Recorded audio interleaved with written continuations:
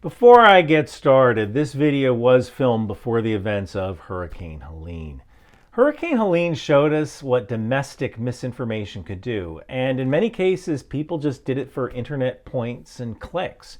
Or they did it because they hate the government so much they were willing to risk lives to score political points in an echo chamber. FEMA was not confiscating supplies. That rumor started because people in Western North Carolina carry guns, which is their constitutional right. Heck, I carry a gun. But when people with guns showed up to receive aid from FEMA, some were told to leave because they were carrying weapons. Or this helicopter was accused of harassing volunteers by using rotor wash to damage supplies. In reality, that helicopter was trying to land, but none of the volunteers knew how to set up a landing zone, so they weren't prepared for the rotor wash. So the helicopter left. This misinformation that was spread by these domestic bad actors cost time and quite possibly lives. They refused to coordinate their activities with the North Carolina National Guard, which led to the National Guard duplicating work. These people rented helicopters and flew into the disaster zone with no coordination. It is a miracle that helicopters didn't collide in midair. I actually studied this in real time using Cyabra social media threat detection software, and hardly any foreign actors were involved in misinformation about Hurricane Helene. We did it to ourselves for likes and clicks and internet points that don't exist. And as Americans, we're better than that. So while you watch this video, think about what might happen if a foreign actor spread intentional disinformation that caused people to evacuate into a fire instead of to safety. We need to figure out how to stop this because it's coming. Let's watch the video. How will disinformation affect future natural disasters? I want you to imagine you're living in New Albury, California. A fire just started west of the San Joaquin River the night before, and the news is reporting that the fire is spreading east. An evacuation warning has been issued by CAL FIRE. So you hop on Twitter. And CAL FIRE News reports that no evacuation is necessary. The fire is still on the other side of the river. So you go to bed. You wake up to the sound of sirens. Police are evacuating your neighborhood. You check Twitter again, and CAL FIRE News is suggesting that you evacuate north. So you do. And you run straight into the fire. The CAL FIRE News account wasn't a real account. It was run by a unit of the Chinese People's Liberation Army. Their mission was to spread disinformation and destroy faith in the American government. And they are not beyond killing people to reach their goals. Foreign actors will spread disinformation during the next major natural disaster in order to meet their information warfare goals. Here's how they do it, and here's how we can help stop it. Now, just like misinformation can cause confusion, panic, hidden fees and forgotten subscriptions can cause chaos in your personal finances. And that's why I want to talk about rocket money. I need new tires. Look at that. That is not good. And new Tesla run-flat tires are going to cost me $2,047.72, and I need to start saving up for them because us YouTubers are famous, not rich.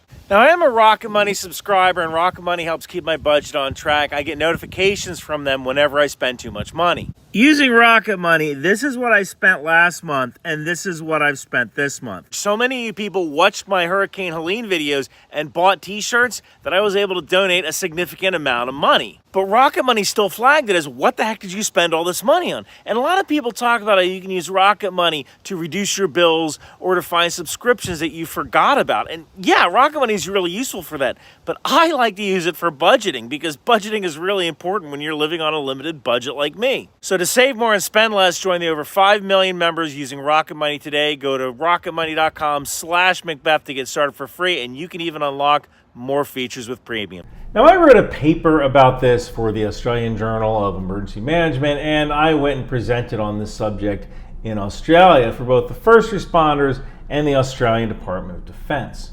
If you want to read that paper, it should be available at the AIDR.org website sometime this quarter. This video covers most of the subjects I covered in that presentation.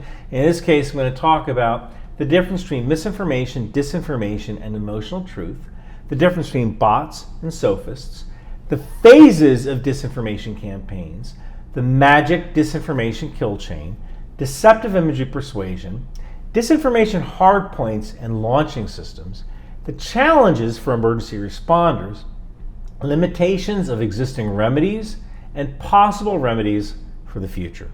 So let's get started. Now, there is a difference between misinformation and disinformation. Misinformation is getting the facts wrong, usually unintentionally. One example I like to show is from Peter Cronau, this Australian journalist, who claimed that U.S. Marines had been killed in a drone attack on an American outpost on the Iraq-Syrian border. Now, there was some truth to this. The servicemen were at an outpost on the border between Iraq and Syria, and yes, there was a drone attack, but the casualties were American Army reservists, not Marines. Now, did Peter Cronau wake up that morning and decide, oh, I'm going to get the story wrong? Probably not. Like most journalists, he probably just doesn't know much about the military, and he might not know the difference between the Army and the Marines. But he got the facts wrong. So that was misinformation. Disinformation is intentionally spreading misleading information, lying. Here's a good example. This is from the Joe Rogan podcast. Former Hawaii State Representative Tulsi Gabbard went on the Joe Rogan podcast, episode 2143, after the Maui wildfires, and she said, the director of FEMA stood there with a straight face and proudly said, well, we have provided a one-time payment of $700 to everyone who has been impacted by this fire or displaced by that fire. This was a lie. Not only was it was a lie that had been manufactured by Russian disinformation agents in order to convince Americans not to help fund weapons for Ukraine. If you're curious about it, you can read more on this amazing work from Carolyn Orbueno. I have a link to that below. In fact, FEMA even devoted a section of their website about this lie. The thing is that Tulsi Gabbard lied. This was intentional. This was disinformation. She knew that these $700 payments that were being paid to residents of Maui were only initial payments, so that way people can go buy clothes and food, get a hotel room, then they would come back the next day and fill out their application for actual aid. Now I want to talk about emotional truth. What is emotional truth? Comedian Stephen Colbert made up a term called truthiness to describe what you feel in your heart to be true. I like to call that emotional truth. It's what you feel to be true rather than what the facts will actually support. Emotional truth can come into play during an emergency when trying to convince people to evacuate. If you've ever been through a hurricane and you've been fine and you have emergency supplies, well, you might think, well, why should this be any different? Foreign agents can use emotional truth combined with disinformation to convince people not to leave a dangerous area. For example, they might say that if you leave your land, the government can take it. Now, this might not work on everybody, but imagine being a Native American or an African American whose grandfather's land was taken under eminent domain to build a highway. They might look at things entirely differently and be more susceptible to foreign disinformation. Now we have the baseline of the kind of lies you might encounter. So let's talk about the difference between bots and sophists. A bot is sometimes called a sock puppet, although I don't particularly like that term. The bot can be automated and AI-driven, but it's usually a human following a script. Russia, China, North Korea, and Iran have literal disinformation factories where paid workers pump out misleading internet posts for money. Sophists are a little bit different. Think of a sophist as a useful idiot or a true believer in a cause. These sophists usually aren't paid. They just like being associated with a particular team. In the case of America's fractured political climate, I could easily see bots and sophists working together during a natural disaster, especially if there is a political goal. Take California, for example. The current California governor is Gavin Newsom, who is a Democrat. A bot might manufacture disinformation during a wildfire, claiming that certain shelters are only housing illegal immigrants and American citizens will be turned away if they show up. Sophists, who might not totally believe this story but want to hurt Gavin Newsom, may amplify that message for political gain. Now I want to get into the phases of disinformation campaigns. There's basically three general phases: seeding, harvesting, and amplification. The seeding phase is where it all starts. These campaigns are typically introduced in one of two places. The first is Telegram. The second is what I call Sentinel Twitter. Now, Obscure Telegram accounts and low-follower Twitter accounts are used to plant this disinformation. These accounts are typically tracked, not followed, but tracked by more established accounts. Although they might not be listed as an actual follower, they are following them. It's where they tend to get their marching orders. They might also use journalists to spread a story. For example, in 2023, a pro-Russian Georgian journalist was ground zero in an effort to prevent America from sending cluster munitions to Ukraine. And we'll see how that turned out in a moment. This has the effect of keeping these accounts generally a secret. Using these Sentinel Twitter accounts, the bots know where to go to get their marching orders, and then they can carry that mission forward. And it kind of looks like this sprang from a grassroots effort, especially when there isn't a single point or a single source of information because these items are linked by followership. Now, once this information is seeded, more established accounts begin to spread the disinformation. Then we get to the harvesting phase. They wait and see what works, what is sticky. This is a good example of a story that didn't stick. Roughly a year ago, Russian bots tried to seed the story of women being conscripted into the Ukrainian army. This was a lie. It was an absolute lie, and it never quite caught on, so they dropped it. And there's a reason why they have to drop it, and I'll get into that when I talk about Hardpoints. Now, the next phase is amplification. If something does catch on, if something does become sticky, the objective becomes to amplify the message. Now, major bot accounts will take over and spread the story. The sophists join in, hoping to ride the wave of lies.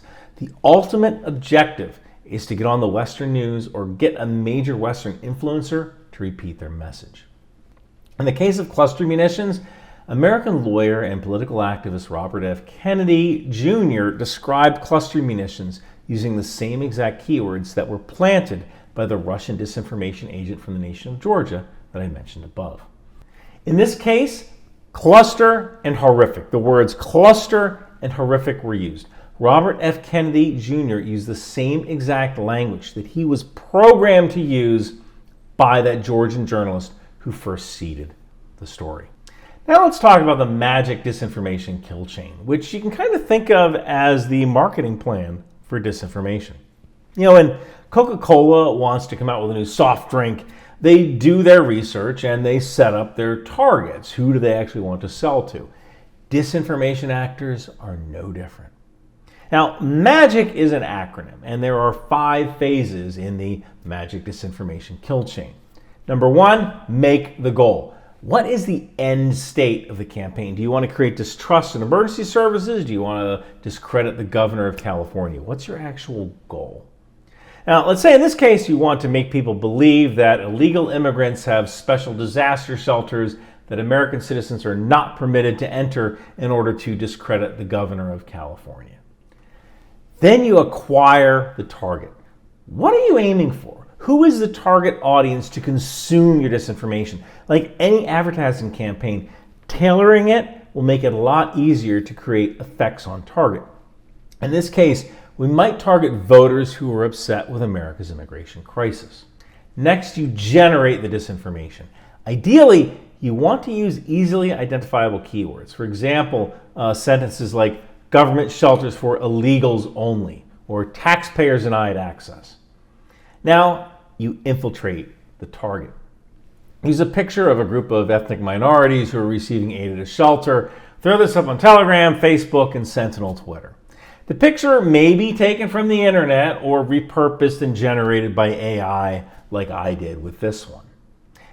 Now, by the way, the use of a picture in disinformation with certain kinds of misleading text is called DIP, or Deceptive Imagery Persuasion. And I'll get to what that is in a moment. Now, the final step in the kill chain is to cascade the amplification. You use your network of bots and sophists to amplify the message. Now, you have lots of angry people tying up the phone lines, calling CAL FIRE, asking about non-existent shelters for illegal immigrants. This degrades the ability for CAL FIRE to respond to actual requests and degrades the public perception of the organization. Note that the phases of seeding, harvesting, and amplification, they happen between the infiltration and cascading phases of the magic disinformation kill chain. Now, this leads us into DIP, or deceptive imagery persuasion. This is a technique that's used by our adversaries, where they take a picture and use misleading text to guide you to a pre-designated conclusion. The reason this works so well is that you believe you thought of this on your own, that you came to this conclusion yourself because you're looking at the picture and looking at the text, and you don't think anybody is guiding you toward a conclusion. Now, this image was it was just something I threw together in Adobe Firefly, but I could have easily stolen this image from Google Images and just repurposed it. The point is to create an emotional response. If you feel that an image is emotionally true, you're probably going to share that image. Now, I want to talk about Hardpoints. In order to release your disinformation campaign, you need a launching platform. I call these launching platforms Hardpoints. You know how a jet fighter has these little pylons that hold bombs or missiles? Those are known as hardpoints. And these hardpoints have a finite capacity. If you put a bomb on a hardpoint, you can't use that same hardpoint for a missile. Propaganda hardpoints act the same way. You know, one of my 4 jobs is as an analyst for a private intelligence company called Velocity. In 2023, Velocity was tasked by the U.S. Navy to monitor the internet during a naval exercise called UNITAS, which is a yearly exercise in South America with our South American partners. The U.S. Navy had good reason to suspect that the Russians or Chinese would spread disinformation about this yearly exercise. Something along the lines of, oh, America's about to invade Chile, something like that. But it didn't happen. And I figured out why. During the same time period, the U.S. was also involved in an operation called Atlantic Resolve, which is a yearly logistics exercise that takes place mainly in Europe. Russia used this opportunity, Atlantic Resolve, to generate fear that World War III was about to happen because the U.S. was moving equipment to Europe. But there were only so many bots, and a bot can only spread so much disinformation. They have to eat, they have to sleep as well. So during UNITAS, those hardpoints were already engaged with Operation Atlantic Resolve. So if a natural disaster occurs during a disinformation campaign, you might not actually see a disinformation campaign generated around this natural disaster, because it means they will have to stop their current campaign and switch and start this new one. There's only so many hardpoints. I want to talk about the challenges for emergency responders. Probably about the biggest of these is going to be false alarms. Imagine a bad actor creating an AI video of a school bus caught up in a fire. And people start calling CAL FIRE, begging them, oh, find those kids, I saw it on Facebook, those kids are in a fire. Now, you could have resources diverted to chase an AI-generated ghost, while real calls for help have to wait.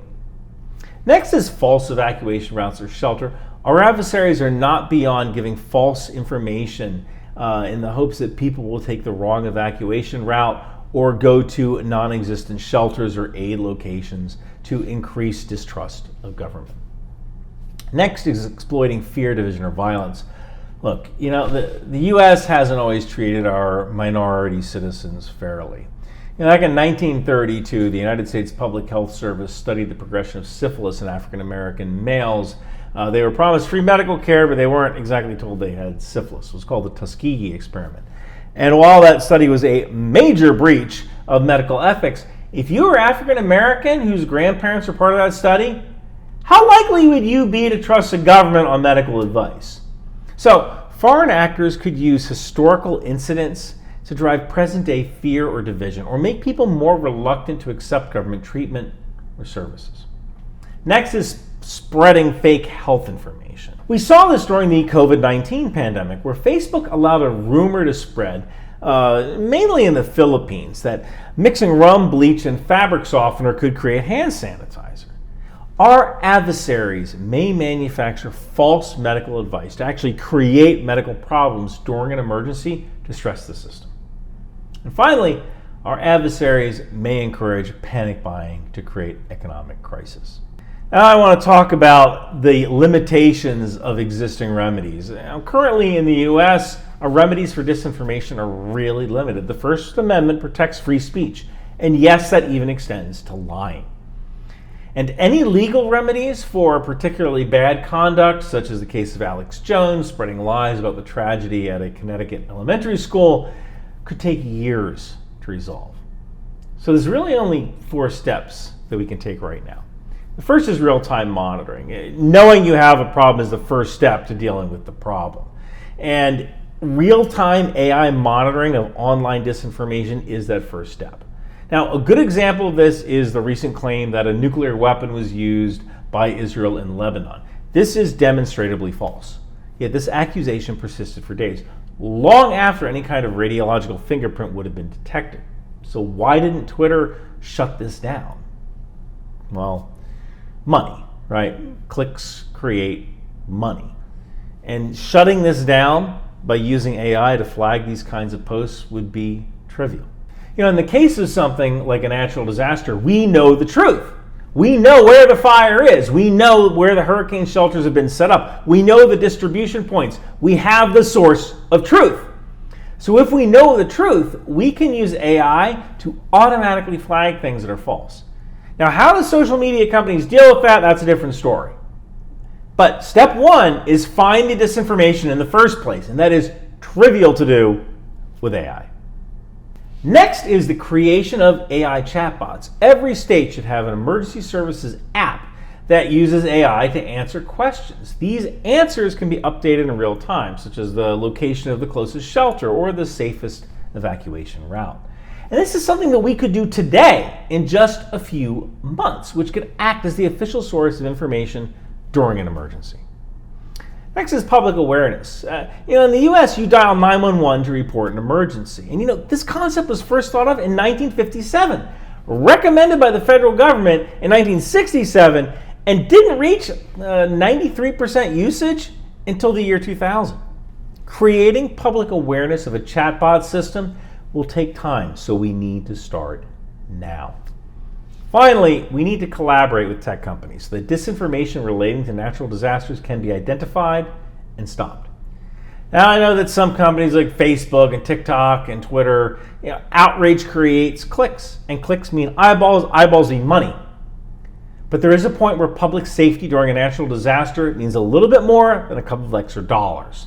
And if tech companies won't act on their own, some sort of regulation may be needed in these narrow cases. Now, if there's one thing I want you to take away from this video, it's this. We are fighting a losing battle. The adversary moves at the speed of the internet, and the government and emergency services move at the speed of the government. A lot slower. We need to think about how we can deal with these threats now before the next disaster, because our adversaries are already making their own plans. Hey, if you want to support the channel, grab one of my Think Outside the Bomb t-shirts from Bunker Branding. It all goes to support work like this. Thank you so much for watching. Oh man, I'm so bored! Christ on crutches with a permanent profile. That's because you have the wrong toys. You need a Ryan Macbeth in action figure from the Knife Hand Company.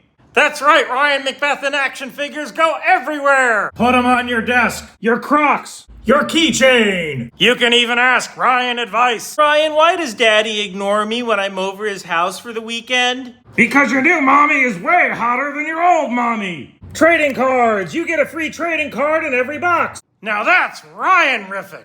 So come on down to the Knife Hand Company and get your in-action figure today. Alcoholism, cigarettes, and non-service connected hearing loss sold separately.